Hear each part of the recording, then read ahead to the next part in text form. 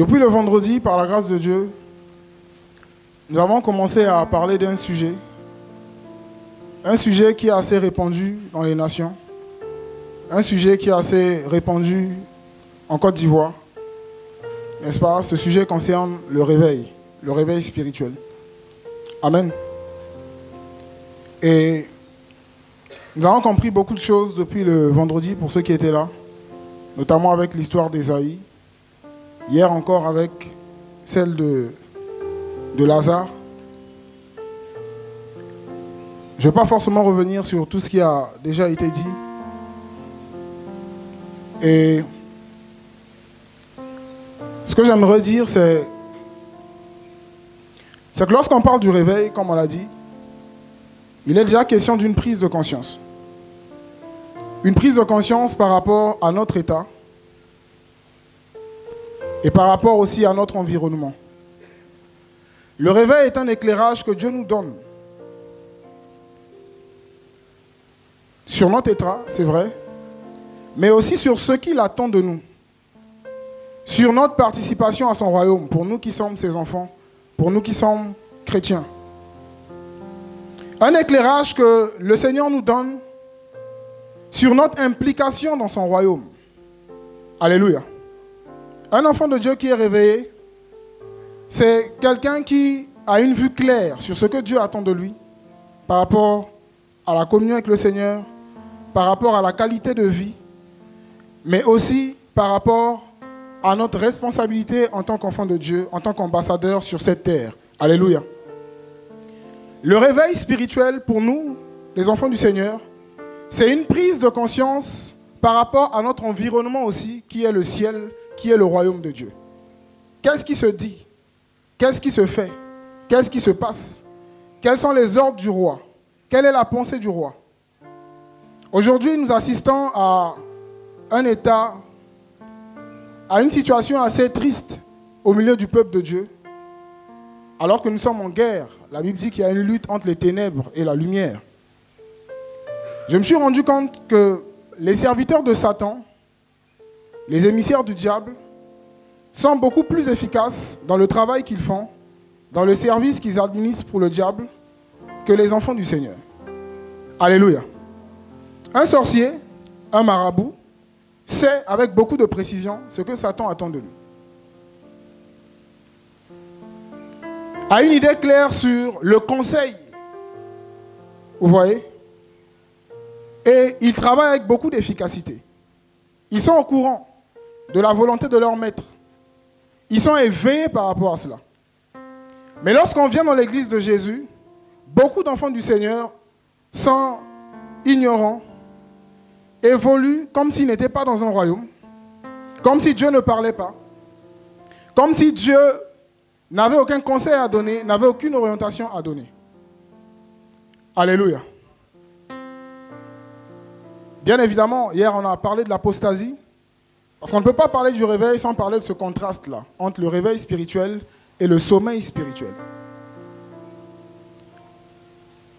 Dans les Écritures, nous voyons différentes formes de réveil, à différentes occasions, dans différents endroits, n'est-ce pas?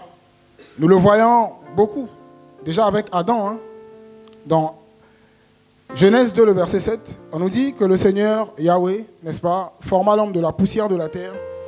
Il souffla dans les narines d'Adam un souffle de vie, et Adam devint une âme vivante. Il a expérimenté le réveil. On voit le réveil dans la vie d'Abraham. On voit le réveil dans la vie de Josué. On voit le réveil dans la vie d'Esdras en Israël. On voit le réveil à Jérusalem. Et Luc, en écrivant son deuxième livre, le livre des Actes, c'était une continuité de l'évangile selon Luc. Il écrivait à Théophile. Il va donner à Théophile un recueil sur l'histoire du réveil au 1er siècle. Alléluia. Le livre des Actes nous donne beaucoup de détails sur le réveil spirituel. Nous voyons comment est-ce que le Seigneur a suscité un grand réveil depuis le chapitre 2 jusqu'au chapitre 28 du livre des Actes. Nous voyons que le réveil spirituel ne peut pas être dissocié de l'action du Saint-Esprit.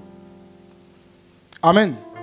Il parle de l'expansion de Christ au travers des missions qui ont eu lieu par la puissance du Saint-Esprit.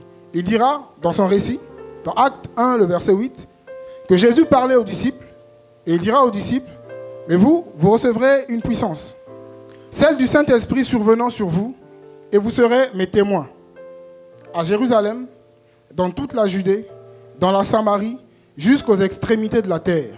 Et nous le voyons. Le réveil à Jérusalem, le réveil dans toute la Judée, le réveil dans la Samarie avec Philippe, et dans la suite les frères l'ont soutenu, et jusqu'aux extrémités de la terre, avec les différents voyages missionnaires de Paul, à partir d'Actes, le chapitre 13. Alléluia. Luc va donner toutes ces informations. Donc, dans le livre des Actes, nous retrouvons le témoignage des hommes et des femmes de réveil. Alléluia. Souvent, nous lisons beaucoup de livres sur le réveil, mais dans les Écritures, on retrouve aussi l'histoire d'un homme de réveil comme Paul, d'un homme de réveil comme Pierre, d'un homme de réveil comme Philippe, d'un homme de réveil comme Étienne. Alléluia. D'un homme de réveil comme Silas. Et dans ce livre, nous voyons que le réveil spirituel a vraiment à voir avec l'action du Saint-Esprit dans nos vies pour pratiquer ces bonnes œuvres-là que Dieu a préparées d'avance pour nous. On ne peut pas dissocier le réveil d'une vie de remplissage du Saint-Esprit. On ne peut pas dissocier le réveil d'une vie de crainte de Yahweh. Celui qui est réveillé, c'est celui qui pratique la parole du Seigneur, comme on l'a vu hier, qui ne vit pas dans l'apostasie. Celui qui est réveillé, c'est celui qui marche avec la pensée de Christ, qui lui a été révélée. Et donc, lorsqu'on parle du sommeil spirituel, il s'agit d'une vie d'apostasie, comme on l'a vu hier, une vie de péché, une vie dépourvue de la crainte de Dieu. C'est le sommeil spirituel. Et vous savez, dans la pensée grecque, lorsqu'on parle du sommeil, par exemple, dans Matthieu 25, avec la parabole des vierges, on nous dit que toutes s'assoupirent et s'endormirent. Ça parle du fait d'être vaincu par la paresse. D'abord.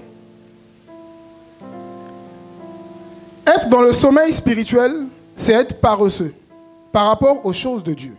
Pour les chrétiens, déjà. On sait que les païens, ils ne sont même pas quelque part. Ils ne sont pas encore quelque part. Alléluia. La Bible nous exhorte, notamment Paul, dans Romains chapitre 12, à être fervent d'esprit ou à avoir du zèle et à ne pas être paresseux. La paresse par rapport aux choses de Dieu. La paresse par rapport aux intérêts du royaume. La paresse par rapport à l'œuvre de Dieu. Le désintérêt.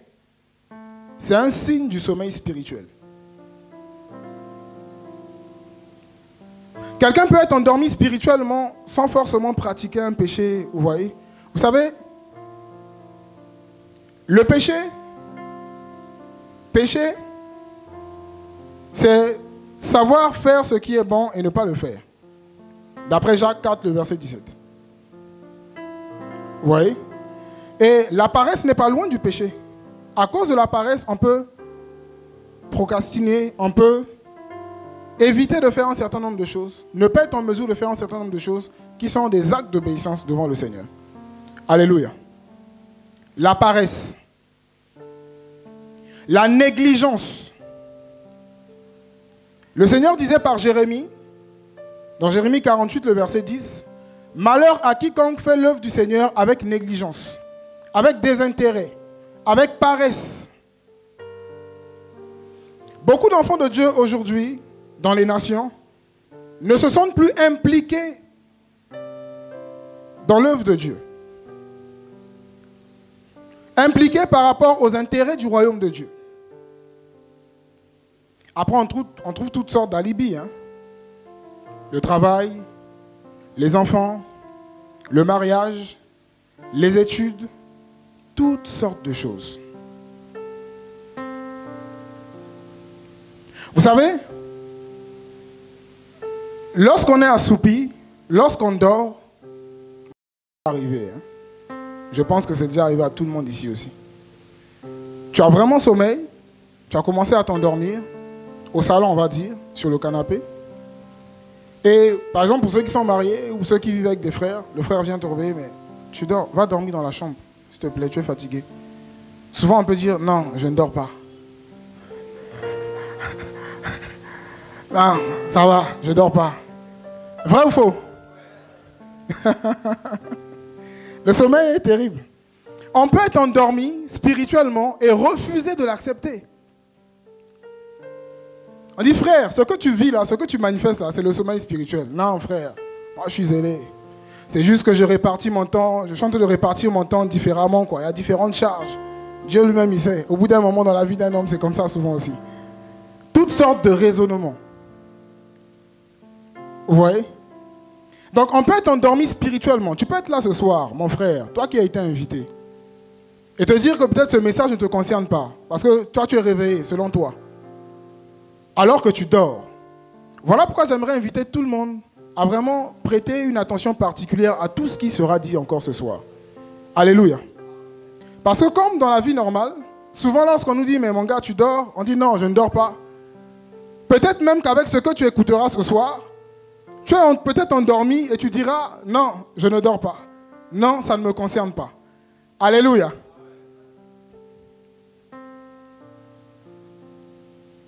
Être vaincu par la paresse, par rapport aux choses de Dieu, par rapport au royaume de Dieu. Lorsqu'on est réveillé, on est zélé. Le réveil est caractérisé par le zèle, par l'empressement.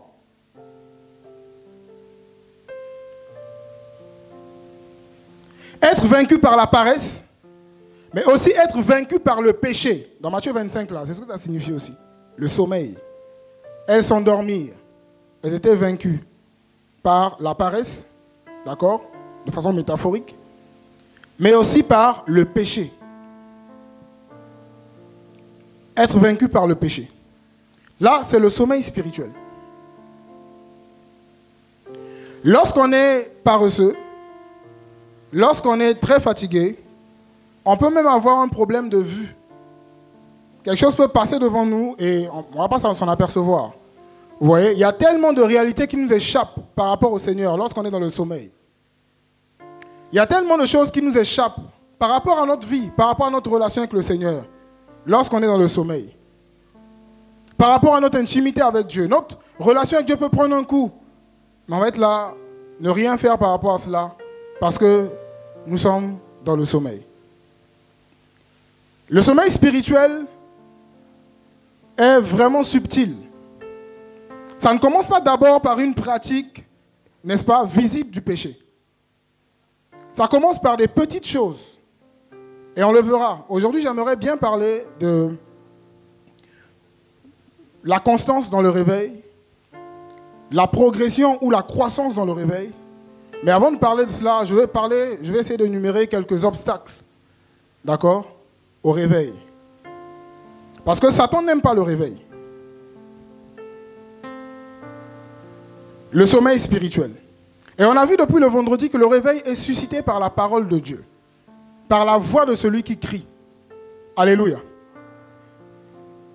Le Seigneur par Jérémie, dans Jérémie 23 au verset 29, qu'on peut prendre, va dire quelque chose.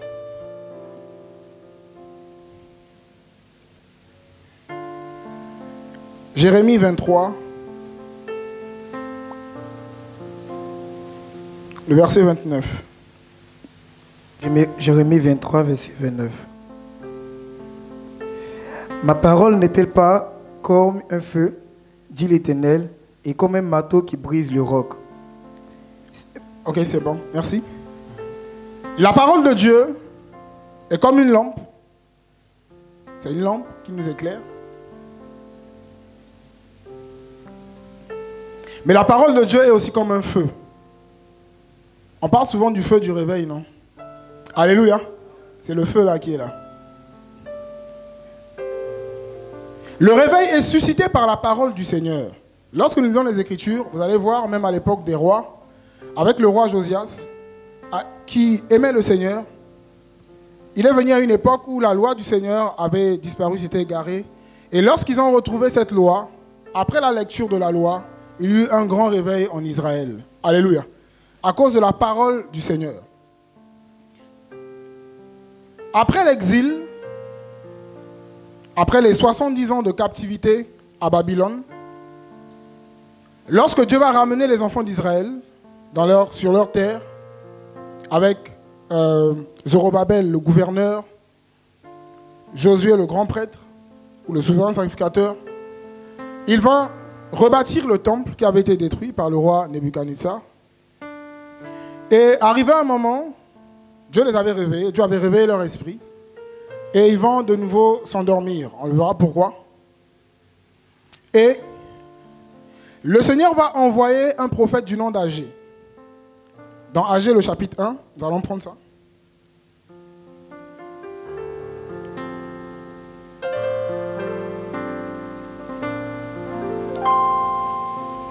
Agé 1 à partir du verset 12. Agé 1 à partir du verset 12. Zorobabel, fils de Shétiel, Josué, fils de Josadak, le souverain sacrificateur, et tout le reste du peuple entendit la voix de l'Éternel, leur Dieu, et les paroles d'Agé, le prophète, selon la mission que lui avait donnée l'Éternel, leur Dieu. Et le peuple fut saisi de crainte devant l'Éternel. Jusqu'au verset 14. Agé, envoyé de l'Éternel, dit au peuple, d'après l'ordre de l'Éternel, je suis avec vous, dit l'Éternel. L'Éternel réveilla l'esprit de Zorobabel, fils de Shétiel, gouverneur de Juda, et l'esprit de Josué, fils de Jodak, fils de Josadak, le souverain sacrificateur, et l'esprit de tout le reste du peuple. Il vint et il se mit à l'œuvre dans la maison de l'Éternel des armées, leur Dieu. Ok, merci. Voici une histoire. Un peuple que Dieu réveilla, qui va se retrouver dans le sommeil spirituel. Il ne manifestait plus aucun intérêt par rapport à l'œuvre du Seigneur. Quand on lit un peu la prophétie d'Agé, ils étaient plus préoccupés par rapport à leurs affaires, à eux. C'est le sommeil. Lorsqu'on recherche plus l'argent que le Seigneur, mon frère en parlait hier, lorsqu'on est plus porté, lorsque notre priorité devient autre chose que le Seigneur, c'est le sommeil spirituel. Alléluia. On dort. Lorsqu'on est réveillé, le Seigneur est notre priorité. Vous voyez? Et donc Dieu va envoyer Agé, et Agé va annoncer la parole du Seigneur, et le peuple va écouter la parole de Dieu, et sur la base de cette parole qu'ils avaient reçue, de la voix du Seigneur, Dieu va susciter un réveil. Alléluia. Ils sont sortis du sommeil, ils sont sortis de l'assoupissement spirituel, et ils se sont remis à l'œuvre du Seigneur. Ils sont revenus au Seigneur. Vous voyez? On ne peut pas parler de réveil spirituel sans parler de repentance. Hier, on en a parlé. On ne peut pas parler du réveil spirituel sans parler de la crainte du Seigneur. Vous voyez dans ce passage? On nous dit, au verset, je pense 12, voilà, on nous dit, Zorobabel, donc fils, les noms sont assez compliqués, on dit, entendirent la voix de Yahweh, leur Dieu, et les paroles d'Agé le prophète, ainsi que Yahweh, leur Dieu, l'avait envoyé, et le peuple eut de la crainte devant Yahweh. Ça commence par là. Le réveil spirituel. Ça n'a d'abord rien à voir avec des manifestations, avec le fait de parler en langue. Quelqu'un peut parler en langue et dormir spirituellement. Quelqu'un peut prophétiser tout en étant endormi. Parce qu'il y a beaucoup de prophéties là qui ne viennent pas réellement du Seigneur. Vous voyez? Quelqu'un peut évangéliser tout en étant dans le sommeil. Sans craindre le Seigneur. On peut faire beaucoup de choses.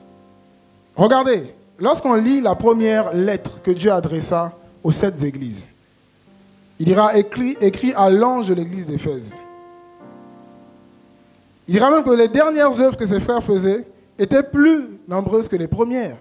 Il dit, mais j'ai quelque chose contre toi. Ton premier amour, là, voilà, tu vas commencer à le perdre. Vous voyez? Donc on peut faire des œuvres. On peut faire plusieurs choses. Mais ça ne veut pas dire que nous sommes en réalité réveillés spirituellement. Alléluia. C'est d'abord une disposition de cœur, le réveil spirituel. Donc le Seigneur suscite le réveil par sa parole. Sa parole qui vient comme une lumière pour nous éclairer sur notre état. Cette parole qui vient pour nous orienter, qui vient pour nous diriger.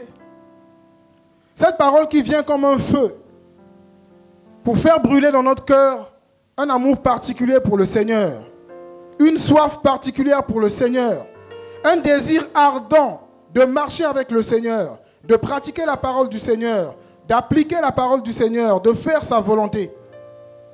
Le feu du réveil. Le feu du réveil, ce n'est pas lorsqu'on est secoué. D'abord, ça peut arriver. Mais c'est d'abord dans le cœur. Alléluia. Un feu qui brûle. Un désir particulier. Un zèle qui nous anime pour la pratique de la justice. Vous voyez? Le réveil spirituel.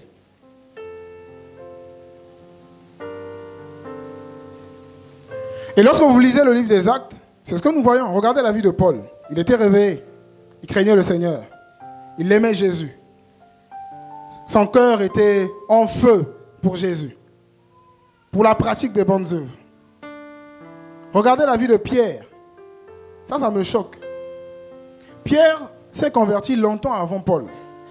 Dans Acte 5, beaucoup de temps avant la conversion de Paul, on nous informe que l'homme de Pierre guérissait les malades. Plusieurs années, Pierre va se méconduire et Paul va le reprendre. Pour dire, mon frère, ce que tu fais là, ce n'est pas correct. Entre nous.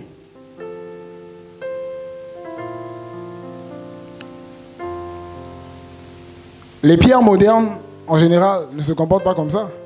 On dit, qui es-tu? Tu es né de quand toi? De quelle année? Tu as donné ta vie au Seigneur quand? Quand moi, je marchais, le Seigneur guérissait les malades par mon nom. Toi, tu étais où? Tu n'étais même pas encore converti. Vous voyez, ça c'est le sommeil spirituel. Alléluia. Où on est plus sensible au Seigneur. Dans le sommeil, il y a l'insensibilité. Comme Balaam. Dieu était obligé de passer par son ânesse. Et quand bien même l'ânesse l'a parlé, vous avez vu l'insensibilité? Lorsqu'on est réveillé, on est influencé par l'humilité. On est sensible au Seigneur. Sensible aux reproches. Parce que notre désir ardent, c'est de ressembler à Jésus, c'est de nous perfectionner, c'est de plaire au Seigneur. Donc lorsqu'on se rend compte que nous avons fait quelque chose, notamment lorsqu'on est éclairé, lorsqu'on est éveillé, si on emprunte une voie sur laquelle il y a des choses bizarres, on fait quoi? On dévie. Si quelqu'un qui a vu ça avant nous, nous avise, vous dit, ah frère, attention, ne pose pas ton pied là-bas parce que c'est dangereux. N'est-ce pas? Logiquement, on fait quoi? On évite. Vous voyez? Mais spirituellement, c'est difficile. C'est le sommeil. Parce que c'est un jeune frère dans la foi qui vient t'avertir, frère, j'ai vu ça, frère, ce que tu as fait là, vraiment, c'est pas très correct. Hein? Le sommeil. J'ai beaucoup été édifié par l'attitude de Pierre face aux reproches de Paul, qui était vraiment un homme de réveil. Amen. En général, lorsqu'on parle de réveil, on fait plus, vous voyez, on illustre plus le réveil par la puissance de Dieu, par les miracles. C'est vrai, c'est aussi ça le réveil. D'accord? Mais le réveil, c'est d'abord cette prise de conscience, c'est le retour à la crainte du Seigneur, le retour à la pratique de la parole de Dieu, n'est-ce pas? Le retour à une intimité particulière avec Jésus. Ça, c'est le réveil. Amen. Et vous savez, Satan n'aime pas le réveil. Satan n'aime pas le rapprochement de l'homme vers le Seigneur. Il n'aime pas ça. Il n'aime pas la communion que les hommes ont avec Dieu. Vous voyez? Donc, il combat le réveil. De façon individuelle, le réveil que les hommes vivent individuellement, parce qu'il y a deux aspects lorsqu'on parle du réveil. Il y a le réveil que Dieu suscite au milieu de son peuple, individuellement d'abord, et aussi de façon collective. Et il y a le réveil aussi que Dieu suscite au travers de son peuple. Alléluia. Mais comme on l'a vu hier, est-ce que Dieu peut réveiller d'autres personnes en passant par quelqu'un qui n'est pas lui-même réveillé? Ouais. Dans la vie active, on le dit souvent. Écoute, si tu te réveilles avant moi, réveille-moi. Hein. Tu vois? Voilà, si tu te réveilles avant moi, réveille-moi. Donc pour être utilisé par Dieu pour réveiller d'autres personnes, nous-mêmes, nous devons d'abord être réveillés. Amen. Et c'est de ça que nous avons parlé depuis hier, par la grâce du Seigneur. Alors, comme je disais, Satan combat le réveil. Satan travaille pour éteindre le feu du réveil. Il n'aime pas le réveil. Vous voyez? Donc nous allons parler des obstacles, si vous voulez, des eaux qui éteignent le réveil. Alléluia. D'abord de ça. Alors, parmi ces eaux, parmi ces obstacles, ces choses-là que Satan utilise pour éteindre le réveil, il y a premièrement le manque de communion avec Dieu. Nous sommes dans Ésaïe 50, le verset 4. On va voir quelque chose. C'est bien d'être réveillé, mais il faut être constant dans le réveil. Amen. Il faut grandir dans le réveil.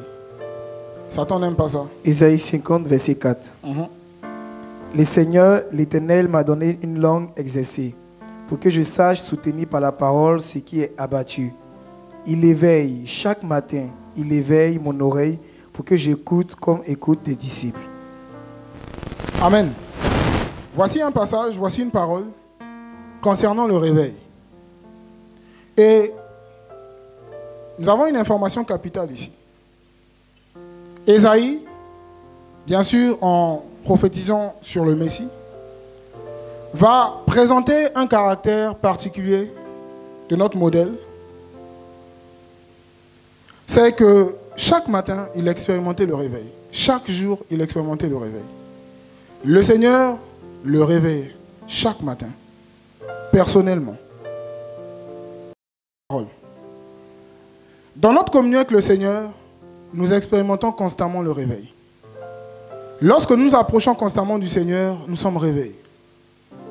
Et je ne parle pas de s'approcher du Seigneur avec la tête, si je peux le dire ainsi.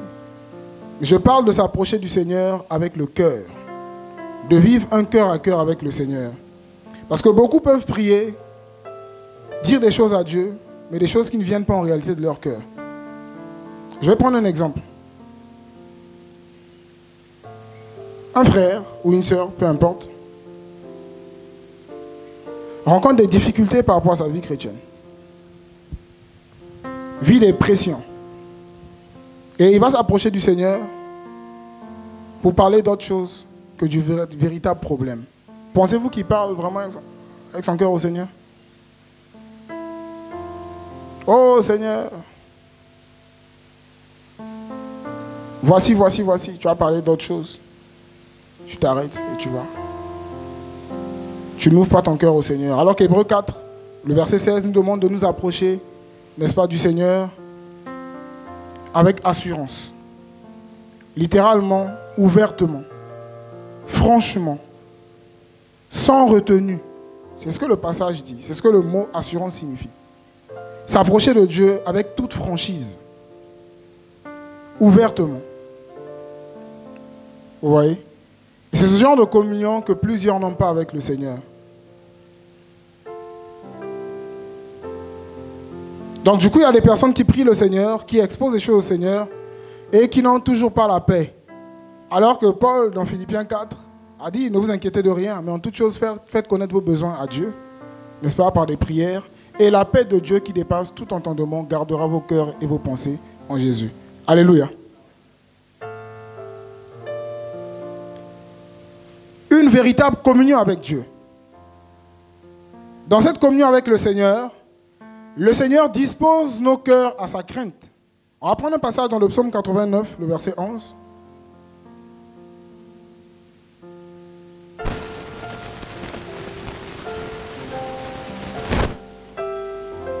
Psaume 89, le verset 11.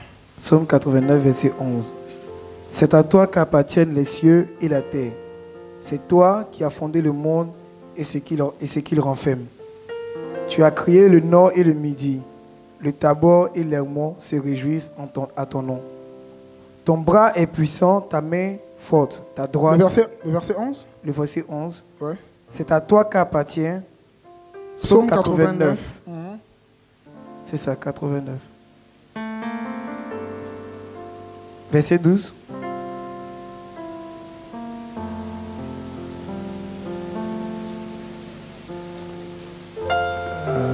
Non, 86, autant pour moi, excusez-moi. Okay. Psaume 86. Psaume 86. Verset 11. Enseigne-moi tes voies, ô Éternel. Je marcherai dans ta fidélité. Dispose mon cœur à la crainte de ton nom. Dispose mon cœur à la crainte de ton nom. Dans la version que j'ai, on dit lis mon cœur à la crainte de ton nom. Dispose mon cœur à la crainte de ton nom. Bien aimé, dans notre communion avec le Seigneur, dans notre relation avec Dieu, le Seigneur dispose notre cœur à la crainte de son nom. C'est-à-dire, il dispose notre cœur à la pratique de sa parole. Vous voyez? La crainte de Yahweh, c'est la haine du mal. Craindre le Seigneur, c'est être en mesure de faire le bon choix, de faire la volonté du Seigneur face aux situations qui se présentent à nous. Alléluia. Être toujours disposé à pratiquer la pensée de Christ devant les situations qui viennent à nous. Vous voyez? Craindre le Seigneur.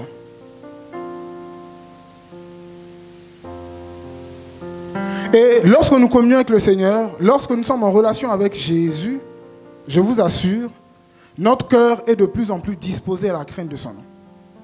Lorsqu'on vit une véritable communion avec Dieu, n'est-ce pas, on veut constamment pratiquer sa parole.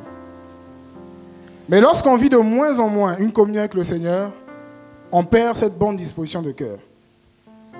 Vous voyez? Jésus l'a dit dans Matthieu 26, le verset 41. « Veillez et priez, afin de ne pas tomber dans la tentation. Car l'esprit est bien disposé, mais la chair est faible. » Alléluia.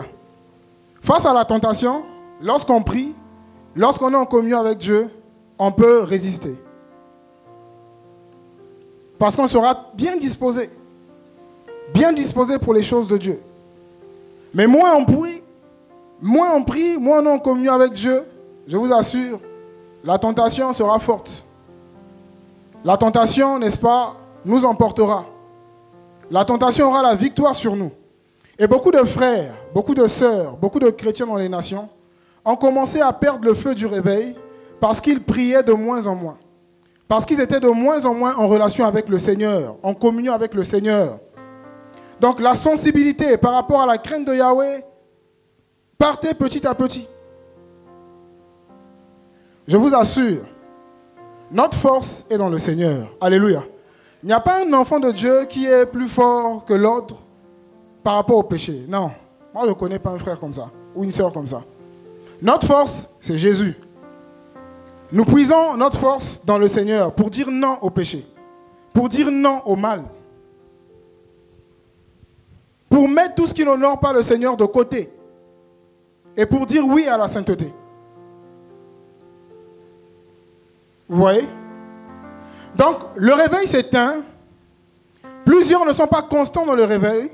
Plusieurs ne sont pas stables dans le réveil spirituel à cause d'un manque de vie de prière, à cause d'un manque de vie de méditation, à cause d'un souci avec la communion qu'ils ont ou qu'ils avaient avec le Seigneur. Plusieurs ont commencé à perdre des réflexes, perdre la sensibilité, très vite se retrouver dans la chair. Je vous assure, la solution pour combattre la pratique des œuvres de la chair, c'est la marche par l'esprit. Ce que Paul disait aux Galates, Dans Galates 5, le verset 16. Je vous dis donc, frères, marchez par l'esprit et vous n'accomplirez pas les désirs de la chair. Donc si nous ne marchons pas par l'esprit, logiquement, nous accomplirons les désirs de la chair. Alléluia. Or, la marche par l'esprit, c'est quoi? C'est la marche par la foi. C'est la marche dans l'obéissance. C'est la marche dans la crainte de Yahweh. L'Esprit de Dieu nous pousse à la prière. L'Esprit de Dieu nous pousse à la communion avec Dieu. L'Esprit de Dieu nous pousse à rechercher le Seigneur, à être avec lui. L'Esprit de Dieu nous montre à quel point nous sommes faibles sans le Seigneur et nous pousse à de plus en plus nous rapprocher du Seigneur. Alléluia. Donc lorsqu'on arrête de marcher comme ça, ben logiquement, on se retrouve dans la chair, dans les disputes, dans les calomnies, dans toutes choses qui n'honorent pas le Seigneur. Déjà au niveau des pensées. Moins on prie, moins on communique avec le Seigneur, plus nos pensées deviennent impures. Et je disais hier à certains frères que lorsqu'on parle de pensées impures, ce ne sont pas seulement les pensées qui sont liées au sexe, à l'impudicité, tout ça. Non. Une pensée impure, c'est une pensée qui n'est pas conforme à la volonté de Dieu. Alléluia. C'est une pensée impure. Tout ce qui n'est pas conforme à la volonté de Dieu, là, c'est impur devant le Seigneur. Vous voyez? Et moins on est en relation avec Dieu, plus on est vaincu par les pensées impures. Plus on perd le feu du réveil. J'ai dit que c'est dans le cœur ça commence là. C'est un feu qui brûle dans le cœur. Alléluia. On perd ce feu. Parce que le péché nous éloigne du Seigneur. La chair ne nous donne même pas envie de nous approcher du Seigneur. Vrai ou faux? Lorsqu'on est emporté par les œuvres de la chair, s'approcher de Dieu devient un miracle. S'approcher de Dieu devient une difficulté terrible. Le manque de communion avec le Seigneur. Satan aime ça. Il peut te laisser avoir une communion avec tous les frères dans les nations. Tous les frères à Abidjan. Tous les frères en Côte d'Ivoire. Mais ne pas te laisser avoir une communion avec Jésus. Alléluia.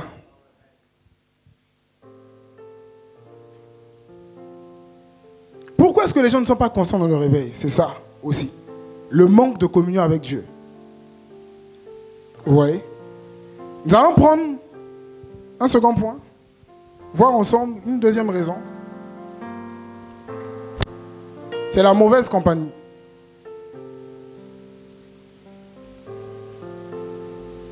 Vous savez, lisez les Écritures. Lorsqu'on lit Actes 15, on peut se dire que Paul était charnel suite à son échange avec Barnabas. Lorsqu'il n'a pas voulu prendre Jean-Marc là. Vous vous souvenez?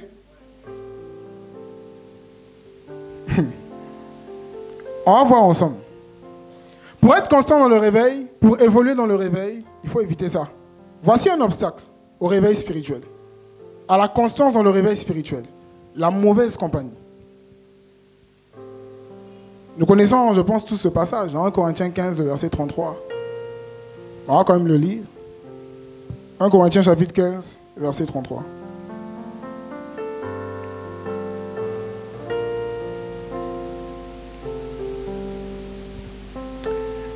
« 1 Corinthiens 15, verset 33.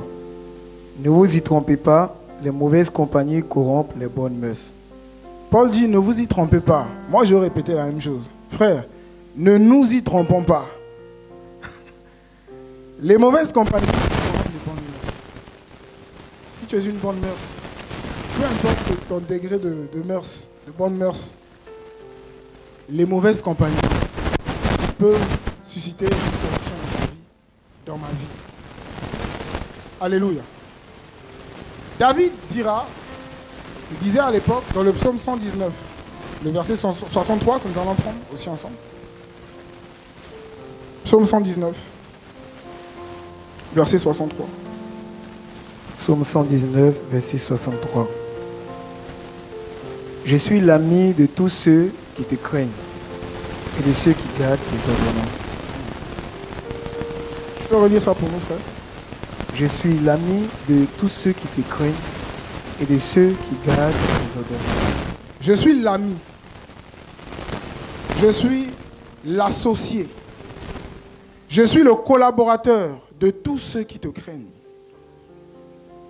David ne s'associait pas avec n'importe qui. David ne marchait pas avec n'importe qui. Il dit, je suis l'ami. Ça dit mon âme là. N'est-ce pas? Marche avec l'âme de ceux et celles qui te craignent, qui sont bien disposés à la pratique de ta parole. Frères et sœurs, combien de personnes n'ont pas perdu le feu du réveil à cause de la mauvaise compagnie? À cause de leur fréquentation, leur mauvaise fréquentation. Je vais commencer par le monde. Ce n'est pas normal qu'un enfant de Dieu ait une intimité profonde avec quelqu'un qui n'aime pas le Seigneur, quelqu'un qui pratique le péché. Ce n'est pas correct, ce n'est pas normal. Alléluia. Peu importe, tu seras corrompu. Parce que tu vas partager le même discours que ces personnes. Les mêmes avis que ces personnes. Vous voyez? Et l'amour pour le Seigneur va commencer à prendre un coup. La fermeté par rapport au péché va commencer à prendre un coup. David était clair. Il dit, je suis l'ami de ceux qui te craignent. Je ne m'associe pas avec n'importe qui. Quelles sont tes fréquentations, mon frère, ma soeur?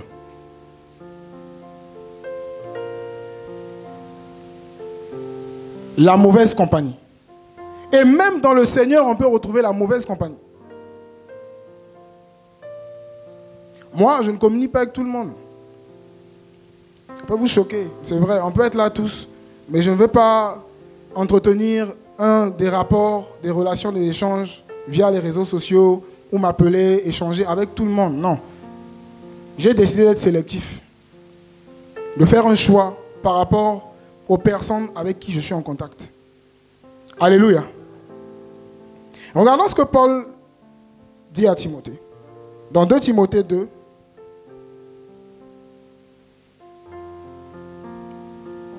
la vie de réveil est trop sensible. Vous savez, la vie de la sainteté, là, c'est sensible. Le péché peut facilement venir quelque part. Vous voyez? Il y a des personnes avec qui vous allez traîner et vous qui n'avez pas l'habitude de calomnier, vous allez commencer à calomnier.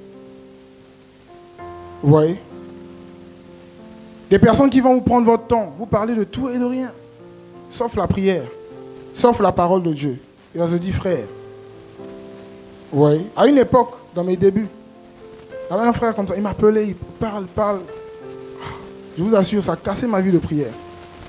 J'étais triste dans mon cœur. Il m'appelle, il me parle pendant 1 heure. Bon, écoute, tellement on n'est pas en projet de mariage. Donc, j'ai subi 1 fois, 2 fois. J'étais triste dans mon cœur. Je dis non, il faut que je lui parle. Je dis non, frère, c'est bon, tu appelles un peu. Et quand tu m'appelles, on se dit rien de concret. La communion fraternelle, c'est autour de Jésus. C'est Jésus qui nous unit. Il faut que Jésus soit au centre. Alléluia. Donc tu vas m'appeler 1 heure, 2 heures, 3 heures. Il n'y a pas Jésus au centre. Il n'y a pas Jésus dans tes discours. Il n'y a pas un enrichissement particulier dans la connaissance de Christ pour moi. Attends. Je préfère couper. Vous voyez? Parce que je devenais mal dans mon cœur. Je me souviens 1 fois, j'avais prévu prier. Il m'appelle. Ah, on parle. J'étais fatigué, j'ai dormi.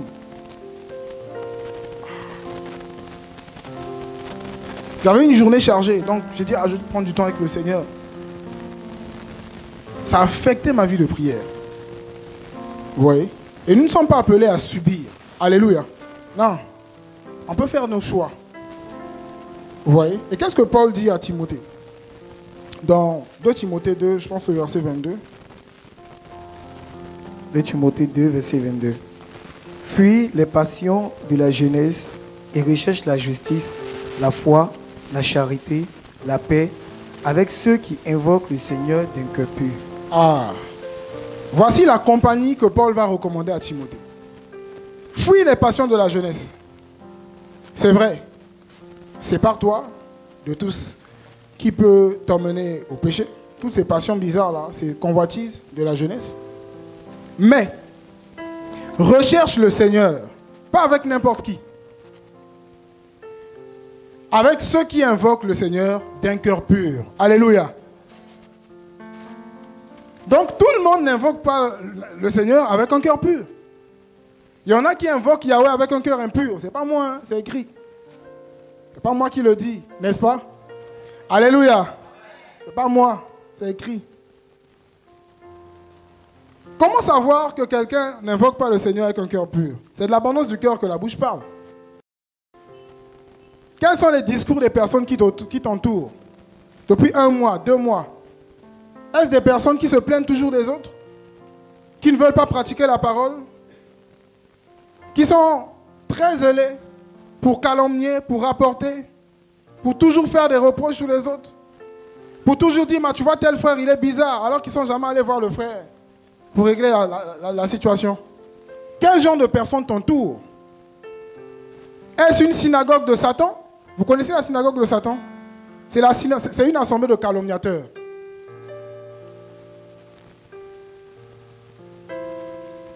Quelles sont les personnes avec qui tu marches? Quelles sont les personnes avec qui tu as une communion fraternelle? Quelles sont les personnes avec qui tu parles constamment? Quelles sont les personnes avec qui tu collabores? Avec qui tu as une certaine intimité, à part ton intimité avec le Seigneur? Mes frères, il faut être sélectif. C'est ce qui tue aussi le réveil. Tu es bien disposé, tu es motivé à aller de l'avant avec le Seigneur, mais tu subis.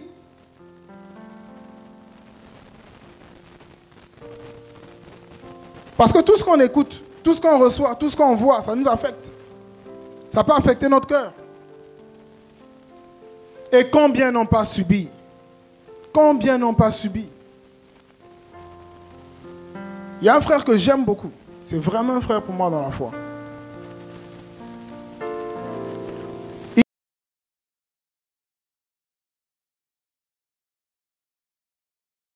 Que j'organisais, c'était à Lomé. Et ce jour-là, je parlais du remplissage du Saint-Esprit. Comment être rempli du Saint-Esprit? Comment vivre cette vie-là? Et je parlais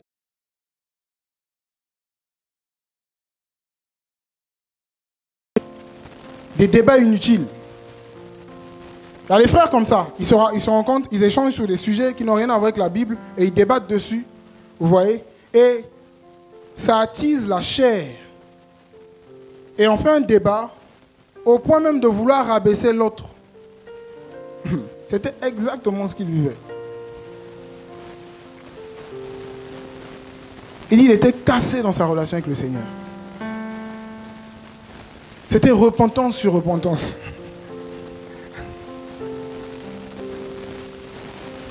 Combien de frères ne vivent pas ça? Vous voyez? À cause d'une mauvaise compagnie. Des gens qui vous mettent la pression par rapport au péché. Qui vous mettent la pression par rapport à une vie qui n'honore pas le Seigneur. Qui vous mettent dans des échanges. Toi-même, tu sais hein, que là, ça a commencé là. Ça finira quelque part et ça ne t'arrangera pas. Mais tu subis, tu es quand même là. 1 mois, 2 mois, 3 mois. Et ta communion avec Dieu prend un coup. Et ta relation avec le Seigneur prend un coup. Bien-aimé, il faut être comme David. Alléluia. Je suis l'ami de ceux qui te craignent. Tu me rends compte que là, les 2 frères qui je marche là, apparemment, leur vie, je les interpelle par amour. Ah frère, ça là, c'est pas correct. S'ils continuent, je prends mes distances, j'intercède. Je prends des mesures. Parce que je vais aller au ciel. La communion fraternelle consiste dans le fait de partager autour de Christ. C'est ça. Je dois voir Christ en toi. Tu dois me communiquer quelque chose de Christ pour m'enrichir dans sa connaissance, afin que je m'améliore, que je devienne meilleur et que je finisse au ciel. Donc s'il n'y a pas ça, je coupe les ponts. Alléluia. Pour vivre le réveil, il faut le sacrifice. Pour être constant dans le réveil, il faut le sacrifice. Il faut le sacrifice. Paul dit, mais Barnabas, tu me racontes quoi? Jean-Marc, nous sommes allés ensemble, il nous a lâchés dans la mission comme ça. Et il veut revenir? Non, l'œuvre de Dieu là, il faut le sérieux. Alléluia. Il faut le sérieux dans l'œuvre de Dieu. Barnabas n'a pas compris ça. Tu es pris par les sentiments. Comme il y avait un lien entre les deux. On dit, ok, il n'y a pas de souci, frère. Nous ne sommes pas les ennemis. Hein. Mais par rapport à l'œuvre qui se fait là, il faut le sérieux. Moi, j'avance avec Silas. C'est bon. Vous voyez le sacrifice? Quelle est ta compagnie, mon frère? Nous parlons du réveil depuis le vendredi. Certainement, tu es chaud, tu pries, tu es réveillé. Seras-tu constant dans ce réveil? Peut-être que tu es là aussi ce soir. Ce que je suis en train de dire là te concerne. Depuis un moment, tu ne comprends pas. Ta vie de prière a pris un coup. Ta relation avec Dieu, c'est difficile. Parce que tu marches avec des personnes qui ne craignent pas le Seigneur. et tu sens que tu es de plus en plus affecté, la corruption est en train de t'atteindre, c'est Dieu qui te parle ce soir. Alléluia. Voici la solution pour toi. Pour vivre le réveil, pour être constant dans le réveil, il faut ça. Il faut choisir sa compagnie. Il faut choisir ses amis dans le Seigneur. Il faut choisir les frères avec qui tu peux marcher parce qu'il y a aussi les faux frères. On ne sait pas, il y a des infiltrations. Il faut choisir. Il faut choisir. La mauvaise compagnie combat le réveil. Autre chose, les fausses doctrines.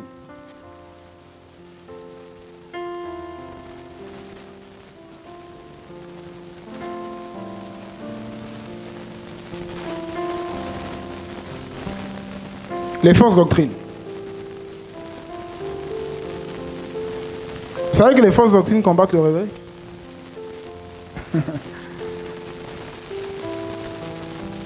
Voilà pourquoi est-ce que Paul, vous voyez dans Philippiens 1,16 dit « J'ai été établi pour la défense de la doctrine ». Ne s'amusez pas. Pourquoi? Parce que la doctrine a un objectif clair. C'est de donner un caractère aux personnes qui la reçoivent. Vous voyez? Donner un comportement. Définir un mode de vie. Toute notre vie là est le fruit des doctrines que nous avons reçues. De nos parents, même dans les assemblées, vous voyez, il y a des personnes qui prient sans sandales. N'est-ce pas? C'est le comportement qu'ils ont. C'est le fruit d'une doctrine. Il y a des personnes qui prient forcément avec le voile. Moi, je ne condamne pas ces personnes. Certainement, elles sont ignorantes. Alléluia. C'est vrai, non? Mais c'est une doctrine qui a fait ça. On dit pour s'approcher de Dieu, il faut cacher ses cheveux. Vous voyez? C'est la doctrine. Il y a des personnes qui ne peuvent pas se passer du costume et de la cravate pour prêcher. Ce n'est pas l'éthique. On dit que ce n'est pas l'éthique ministérielle. C'est une doctrine. Il y en a qui ne font pas exprès, je vous assure. Alléluia. Qui se sentent obligés de toujours être en costume et en cravate. Parce qu'ils ont reçu ça de leur père. On dit un serviteur de Dieu lorsqu'il prêche là, il faut le costume, il faut la cravate. Tu ne peux pas prêcher en chemise simple ou en t-shirt. Ce n'est pas l'éthique ministérielle. Vous voyez? Donc la doctrine nous donne un comportement. Instruit l'enfant selon la voie qu'il doit suivre. Selon le caractère qu'il doit suivre. Jésus disait à ses disciples dans Matthieu 28, le verset 20, enseignez-leur à observer. Vous voyez? L'enseignement nous donne, n'est-ce pas, un comportement. Nous emmène à l'observation. Et les fausses doctrines ont un impact particulier dans la vie des enfants de Dieu par rapport au réveil. Le Seigneur suscita un grand réveil en Galatie par Paul. Plusieurs vont être touchés. Mais au bout d'un moment, il va y avoir des fausses doctrines. Nous sommes dans Galates 3. On va prendre ce cas par exemple. Galates chapitre 3.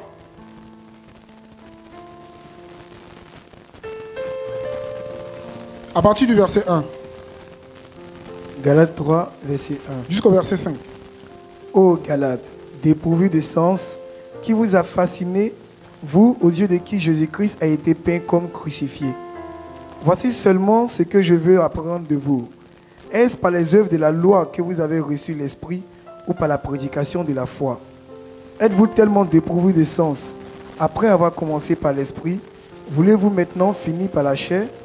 Avez-vous tant souffert en vain? Si toutefois c'est en vain. Celui qui vous accorde l'Esprit et qui opère des miracles parmi vous, le fait-il par les œuvres de la loi ou par la prédication de la foi?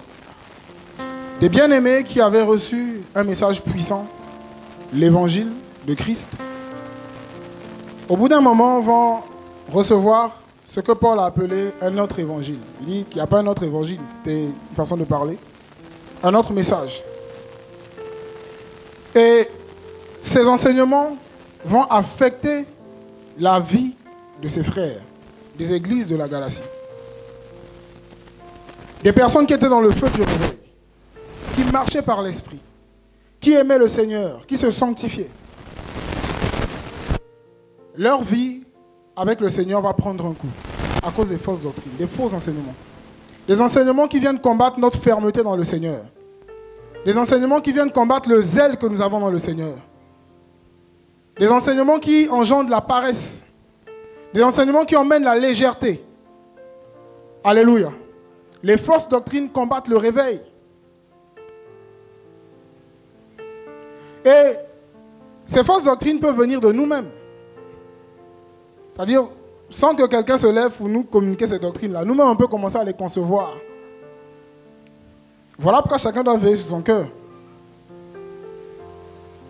Ah, moi je pense que ça, c'est comme ça que ça doit se faire. Ah, moi je pense, c'est toi. Moi j'ai peur de ça. Du moi. Ah, moi je pense, tu vas développer ça et tu vas te mettre dans des complications. Moi je pense que pour se sanctifier, comme Jacques disait, ah, c'est ça. On dit les eaux, tout ça. Voilà, l'eau pure. Vous voyez? Alors, il y a tellement de fausses doctrines aujourd'hui qui combattent le feu du réveil. Des doctrines qui disent qu'on ne peut pas perdre le salut, par exemple. Une fausse doctrine qui combat le réveil. Des doctrines qui disent on n'a rien à faire. Même si tu pêches, tu iras au ciel. On a rencontré des doctrines comme ça. Tu es sauvé, voilà, une fois pour toutes. Ça vient casser le zèle. Plusieurs ont été affectés par ces fausses doctrines. Des doctrines qui disent qu'on n'a pas besoin de sacrifice pour le Seigneur.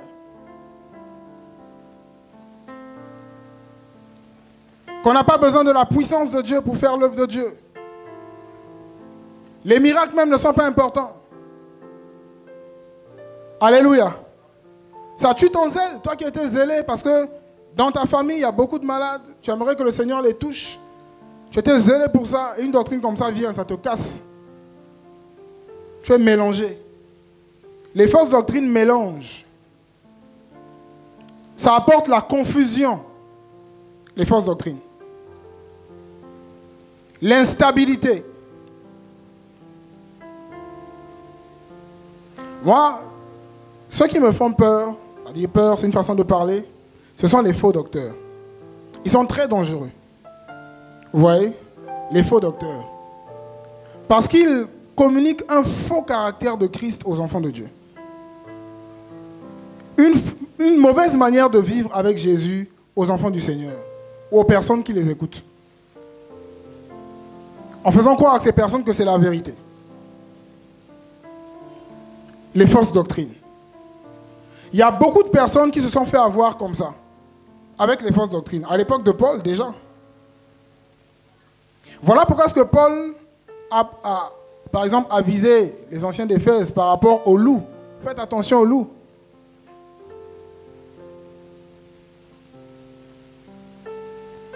Il y a des personnes qui ont fini par croire qu'être pauvre, c'est être dans le péché, à cause des fausses doctrines.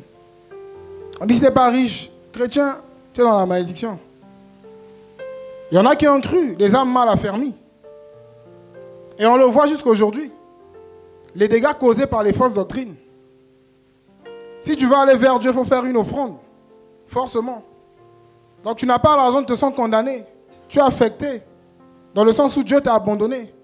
Et ça a cassé la vie de prière de plusieurs personnes, les fausses doctrines. Ça tue le feu du réveil. Alléluia. Les fausses doctrines. Vous savez, souvent c'est important de côtoyer un peu les chrétiens qui nous environnent, les personnes qui ne sont pas forcément avec nous, pour essayer de comprendre, voir un peu ce qui se passe ailleurs. Récemment, nous avons rencontré un groupe de personnes. Ils disent que la dîme n'est plus une pratique voilà, sous la nouvelle alliance. Que l'église, ce n'est pas un bâtiment physique, tout ça. Ils avons rencontré et ils disent, mais on doit d'abord échanger sur le salut. Vous voyez? Le salut. C'est le point de départ. On a dit, il n'y a pas de souci. Ils nous ont demandé, mais qu'est-ce que vous pensez du salut? Commencez d'abord. Il y a un, il avait son ordinateur, donc il y avait tous les enseignements dedans. Je lui ai dit, le salut, c'est simple. Hein? Éphésiens 2:8 nous dit, c'est par la grâce que nous sommes sauvés par le moyen de la foi. Je lui ai expliqué. Rapidement. Je lui ai dit, ok, c'est bon. Il a mis son ordinateur.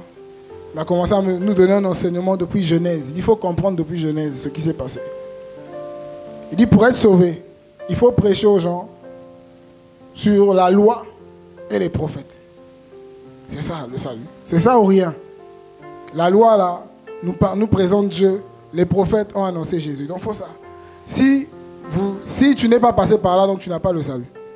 Il faut que tu aies écouté d'abord la prédication sous la loi et les prophètes. S'il n'y a pas ça là, ça ne passe pas. Ils se sont appuyés sur quelques versets dans le livre des Actes, tout ça. Et c'était grave. Les deux ont commencé à crier. L'un a crié sur l'autre, calme-toi, tout ça. J'ai dit, ah frère. Je me disais vraiment, jusqu'à là, on n'avait pas bien discerné qui ils étaient. J'ai dit, mais nous sommes frères, il faut la tempérance, on doit échanger dans la douceur, tout ça. Le gars me dit, non, il faut faire attention. Chacun a son caractère. Quand tu dis ça comme ça, là, c'est pas bien. Si quelqu'un est chaud, toi tu lui dis, tout ça, il faut la douceur. Et s'il s'énerve, tout ça. Ouais, il m'a donné une réponse vraiment, on a évolué, on n'a pas pu échanger. Je vous assure, c'était difficile. Et on a compris que c'était des ivrognes même. Ils n'étaient pas sérieux. Donc on a dit, ah frère, c'est bon. Vous avez raison. Il dit oui. Ils disent, non, je dois te montrer encore ce verset. Il dit, non, c'est bon. Vous avez raison. C'est bon, vous avez raison. Nous sommes partis.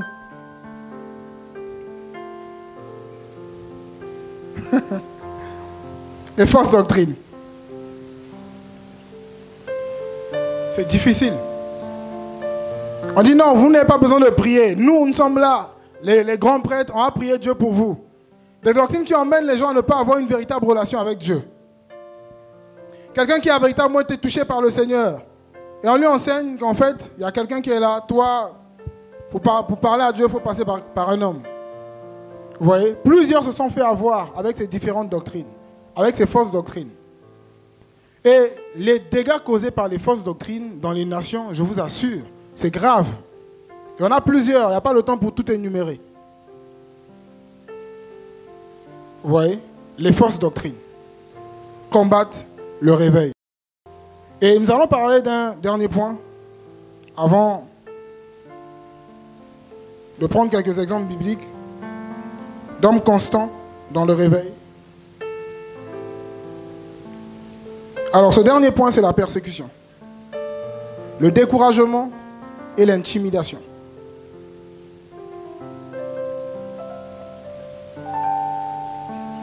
Beaucoup de personnes se sont éteintes dans le réveil à cause du découragement.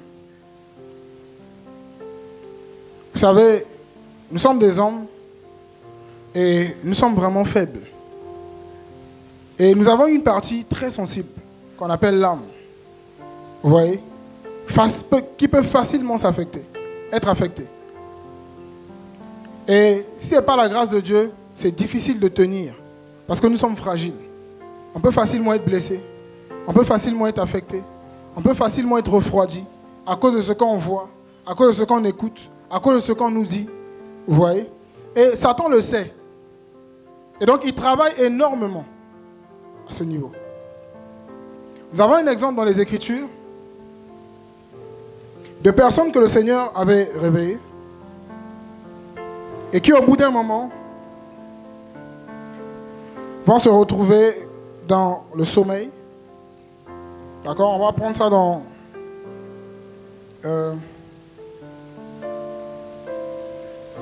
Esdras, le chapitre 4. Du verset 1. Esdras, chapitre 4, verset 1. Ouais, jusqu'au verset 6. Les ennemis de Juda et de Benjamin apprirent que les fils de la captivité bâtissaient un temple à l'Éternel, le Dieu d'Israël. Il vint auprès des Zorobabel et des chefs de famille et leur dit: Nous bâtirons avec vous, car, comme vous, nous invoquons votre Dieu, et nous lui offrons des sacrifices depuis les temps d'Esa, d'Adon, roi d'Assyrie, qui nous a fait monter ici. Mais Zorobabel, Josué et les autres chefs de famille d'Israël leur répondirent: Ce n'est pas à vous et à nous de bâtir la maison de notre Dieu. Nous la bâtirons nous seuls à l'Éternel, le Dieu d'Israël, comme nous l'a ordonné le roi Cyrus, roi des Perses. Alors les gens du pays décourageaient le peuple de Juda. Ils l'intimidaient pour l'empêcher de bâtir. et il gagnait à prix d'argent des conseillers pour faire échouer son entreprise. Il en fut ainsi pendant toute la vie de Cyrus, roi de Perse, et jusqu'au règne de Darius, roi de Perse. Sous le règne d'Assyrus, au commencement de son règne, il écrivit une accusation contre les habitants de Juda et de Jérusalem. Je peux lire le verset 24.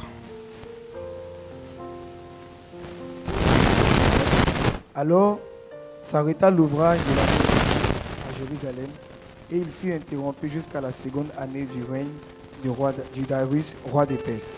Alors, bien, ici nous avons eu les Dieu, par sa grâce, avait ramené les enfants d'Israël sur leur terre, comme je l'ai dit précédemment, avec Zorobabel, Josué, il va réveiller leur esprit. Le roi Cyrus va connaître un réveil spirituel, roi de Perse. Et Dieu va ordonner par Cyrus que les enfants d'Israël rebâtissent le temple. D'accord? Et Dieu réveilla l'esprit de ces personnes. Ils vont commencer à rebâtir le temple. Ils vont servir le Seigneur. Ils étaient conscients de l'appel du Seigneur pour eux, de ce que Dieu voulait qu'ils fassent. Ils étaient bien disposés pour cela. Et arrivé un moment, Satan va susciter des personnes pour combattre ce réveil. Vous savez, lorsqu'on est réveillé, on sert forcément le Seigneur, dans sa présence et même devant les hommes aussi. Alléluia. Dans l'adoration, dans l'intercession, si c'est la prédication, on prêche, si on chante, tout ça. Il y a vraiment une influence de l'Esprit de Dieu. Vous voyez? Et Satan va envoyer des personnes. On nous dit au verset 4, alors le peuple du pays découragea, dans certaines versions. Chez moi on dit, rendit paresseuses les mains du peuple. Vous voyez? On a vu que le sommeil spirituel là, c'est le fait d'être vaincu par la paresse. Alléluia. Bien-aimés, vous allez voir, la vie de réveil spirituel commence à la conversion. On est d'accord? Nous étions morts par nos péchés, dans le sommeil. Christ s'est révélé à nous et nous a réveillés.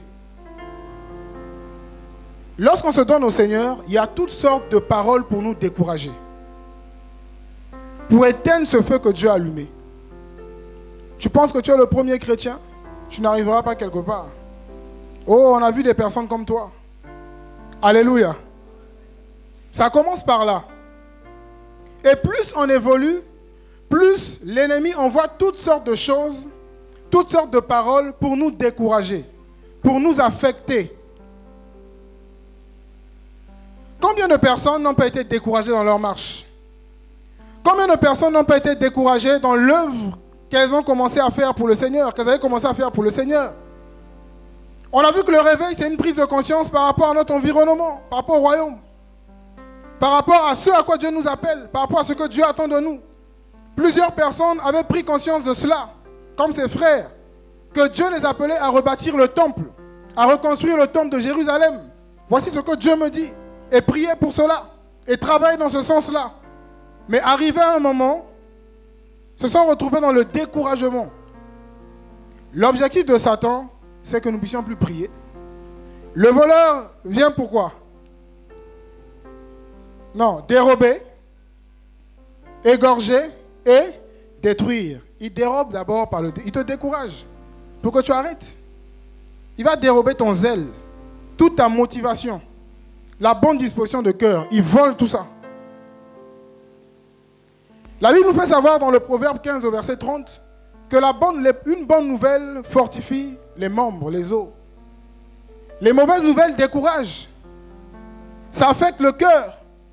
Les mauvaises paroles affectent. Combien de frères n'ont pas arrêté de faire l'œuvre du Seigneur à cause des paroles de découragement, à cause des blessures qui viennent te casser dans ton élan? Ah, mais j'aime Dieu. On dit, mais tu en fais trop, toi aussi. Tu n'as rien fait. Tu en fais trop. Ah. Tu veux montrer quoi ici? Lorsqu'on lit, on va lire l'histoire de Néhémie ensemble.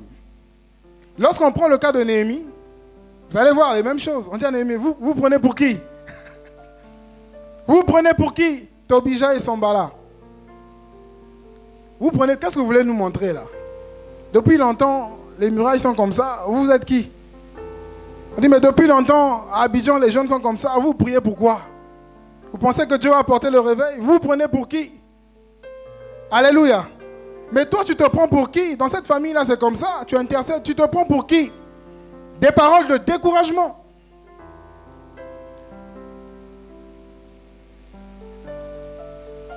Plusieurs ont été découragés et se sont éteints dans le réveil.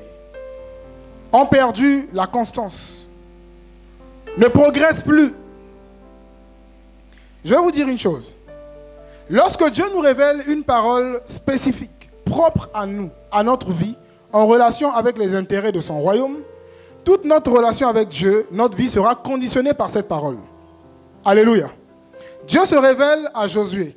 Il dit à Josué, mon serviteur Moïse est mort. C'est toi qui vas faire passer le peuple, les faire entrer dans la terre promise. La relation de Josué, que Josué avait avec le Seigneur, était bâtie sur l'appel de Josué. Dieu parlait à Josué en fonction de cette mission. Dieu se révélait à Josué par rapport à cette mission. L'intimité que Josué avait avec le Seigneur avait pour fondement aussi la mission que Dieu lui avait donnée. Alléluia. Lorsque nous voyons la vie de Moïse, pareil. Moïse, tu vas délivrer mon peuple et le faire entrer dans la terre promise. Regardez toutes les visions que Moïse a reçues. Est-ce que vous avez vu une vision concernant Moïse et sa famille? Alléluia. On dit la vision du tabernacle, c'est pour le peuple. Moïse, les lois là, c'est pour le peuple. Moïse, le rocher, c'est parce que le peuple avait soif. Alléluia. Donc, lorsqu'on arrête de marcher selon une directive que Dieu nous a donnée par rapport à notre vie, notre relation avec Dieu va finir par prendre un coup. Notre vie spirituelle finira par prendre un coup.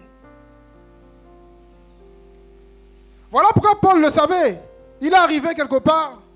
Le grand prophète Agabus prend sa ceinture, il s'attache. Il dit, l'homme à qui appartient cette ceinture, n'est-ce pas, sera lié de cette manière. Les femmes ont commencé à pleurer. Paul ne va pas. Paul dit, hey, arrêtez les gars. Dieu m'a dit que je dois rendre témoignage à Jérusalem. Arrêtez.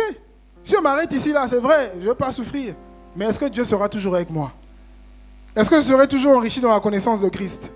Il dit non, laissez-moi, ne faites pas ça, vous allez m'attrister. Vous voyez? C'est difficile. Paul avait compris ce principe. Même Moïse avait compris ça. Il dit, Seigneur, si tu ne vas pas avec nous, ne nous fais pas partir d'ici. Nous voulons marcher avec toi. Donc ces derniers ont été découragés, ont arrêté l'ouvrage. La conséquence, ils se sont retrouvés dans le sommeil. Plusieurs personnes concernées comme ça. Ici. Ce matin, pendant que je priais, le Seigneur mettait beaucoup l'accent sur le découragement. Il y a beaucoup de personnes qui ont été découragées et qui ont commencé à être éteintes par rapport au réveil. Alléluia. Qu'est-ce que tu faisais que tu as mis de côté, que tu as arrêté de faire? Qui suscitait un zèle particulier dans ta vie. Une chose dans laquelle tu te trouvais par la grâce de Dieu, qui enrichissait ta marche avec le Seigneur. Ta vie avec le Seigneur. Parce que c'était l'éclairage que Dieu t'avait donné en relation avec son royaume. Par rapport à ta personne. Qu'est-ce qui t'a emmené à mettre ça de côté? Quelle est cette parole? Quelle est cette influence? Quelle est cette intimidation? Bien-aimé, pour être constant dans le réveil, pour avancer dans le réveil, frère, il faut être comme Néhémie. Il faut être comme Jésus même d'abord. Jésus-Christ homme, notre modèle par excellence. On dit il est possédé, il avance. On dit il chasse les démons par Belzébul, il chasse encore les démons. On dit c'est un buveur, c'est un mangeur. Il n'est pas comme Jean-Baptiste. Il mange encore. La Bible nous parle de Néhémie. On va prendre cette histoire. Nous sommes dans Néhémie le chapitre 2. À partir du verset 17 jusqu'au verset 20. On va Néhémie, tirer quelques leçons ensemble. Chapitre 2, verset 17. Je leur dis alors, vous voyez le malheureux état où nous sommes. Jérusalem est détruit et ses portes sont consumées par le feu. Venez, rebâtissons la muraille de Jérusalem et nous ne serons plus dans l'opprobre. Et je leur racontai comment la bonne main de mon Dieu avait été sur moi et quelques paroles Et quelle parole le roi m'avait adressée. Il dit, levons-nous et bâtissons. Et il se fortifiait dans cette bonne résolution. Sambala, le Horonite, Tobija, le serviteur harmonite, et Geshem, l'arabe, ayant été informés, se moquaient de nous et nous méprisaient. Il dit, que faites-vous là? Vous vous révoltez contre le roi. Et je leur fis cette réponse. Le Dieu des cieux nous donnera le succès. Nous, ses serviteurs, nous nous lèverons et nous bâtirons. Mais vous n'avez ni part, ni droit, ni souvenir dans Jérusalem. Alléluia. Bien-aimé, première chose, pour être constant dans le réveil. On veut être constant, non? On veut le vivre, on veut être constant, on veut grandir. Et c'est possible. Néhémie l'a expérimenté. Néhémie a commencé à rebâtir la muraille et il a achevé. Alléluia. Et il a fait une belle œuvre. Alors, voici l'obstacle. Néhémie reçoit quelque chose de la part du Seigneur. On connaît un peu l'histoire, pour la plupart, je pense. Il va être informé de l'état de Jérusalem. Il va être attristé et commencer à prier le Seigneur. Implorer la grâce de Dieu pour sa nation. Jeûner, pleurer. Parce qu'il voulait que le Seigneur agisse. Et Dieu va lui mettre quelque chose à cœur. La main du Seigneur était sur Néhémie. Dieu va lui donner son approbation. Il va partager ce qu'il avait reçu. Parce que la vision qu'on reçoit peut se partager aussi. La vision se communique pour qu'elle passe de l'individu à la collectivité. Alléluia. Donc la vision n'était plus seulement la vision de Néhémie, mais c'était aussi la vision des bien-aimés qui étaient autour de lui. Et ils vont se mettre au travail, ils vont se mettre à l'œuvre parce qu'ils étaient réveillés. Et Satan va envoyer ses émissaires. Tobija, Sambala. Qu'est-ce que vous faites? Regardez la première arme de Néhémie. La fermeté dans sa foi. Alléluia. Il était ferme. Regardez Tobija, non pas Tobija, les amis de Daniel. Shadrach, Meshach et Abednego. On dit il y a une statue qui est là. Il faut adorer la statue. Si vous n'adorez pas la statue, vous serez jeté dans la fournaise. Ils ont parlé avec tout le respect au roi. Oh roi, tu es roi. N'adorons pas la statue. Et nous savons que notre Dieu va nous délivrer de cette fournaise. Alléluia. La fermeté. Ils auraient accepté, ils auraient perdu le réveil. Vous imaginez? 3 serviteurs de Dieu à Babylone. Ils étaient fermes dans leur foi. La fermeté. Néhémie dit non. Vous n'aurez aucune part dans cette histoire. Pas d'infiltration. Pourquoi? Dieu avec nous. Nous allons rebâtir cette muraille. Vous voyez? On emmène Pierre et Jean. On dit ne prêchez plus en ce nom. Ils disent non. Nous ne pouvons pas ne pas témoigner de ce que nous avons vu et entendu. Alléluia. Nous ne pouvons pas. Pourquoi? Pourquoi nous allons arrêter? Nous avons vu des choses, nous avons entendu. Et nous rendons témoignage. Maintenant, faites de nous ce que vous voulez.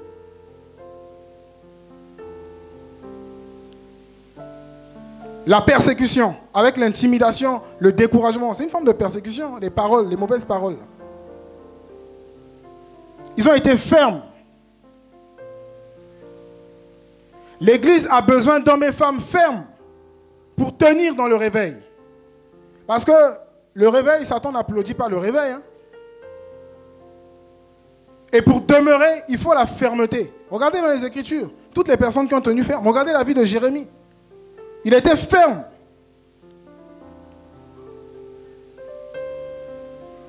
Pensez ce que vous voulez, dites ce que vous voulez. Moi, si je parle dans le péché, je fais ce que Dieu m'a demandé de faire, je le ferai encore. Alléluia.